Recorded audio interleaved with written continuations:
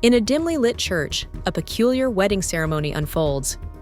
Edgar arrives unprepared, while Alessandra remains shrouded in mystery, her face concealed by a coat. The priest, Peter, grows increasingly uneasy as the ceremony progresses.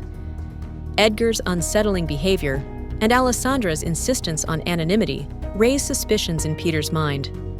Peter, a man of faith, found himself questioning the sanctity of the ceremony. Was this truly love, or something far more sinister? Was Alessandra a willing participant, or a captive to a force beyond her control? And what secrets did the coat conceal? You are in luck. Every time there is a masquerade ball, we get a few women and men come here bawling their eyes out, either about the person they love announcing their engagement to someone else, or when it was time to take off the masks, they are shocked by who they have been entertaining all night long. Peter could never agree with anyone claiming the church to be boring. There was always something odd happening. No one has ever returned to collect their masks, gloves, or shoes, but we stored them in a box just in case they ever come looking for them. Sometimes people come wearing large hats or veils to hide their identities, so no one would know they are coming to confess their sins.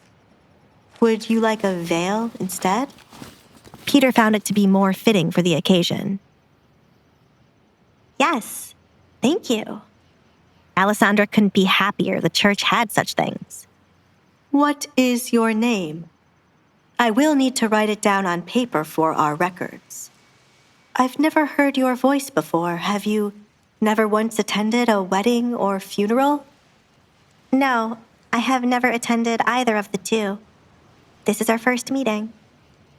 My name is Alessandra Barrett, soon to be Alessandra Collins, she replied. Alessandra Barrett. Where have I heard that name before? Peter looked up at the church roof for answers. People claim that I'm cursed and you will die if you... That's you!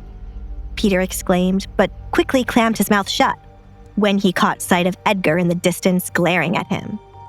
Forgive me once again. I am not normally like this, and I never expected you would walk into the church.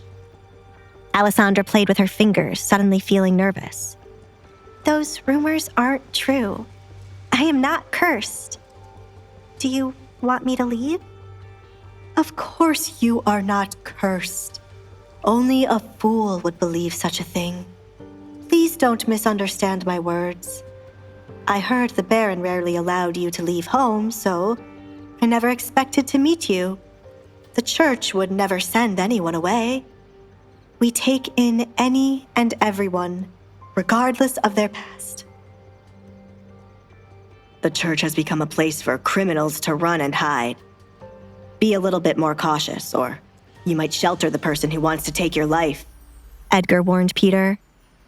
I think that person is here right now, Peter said, followed by a cough as he was referring to Edgar.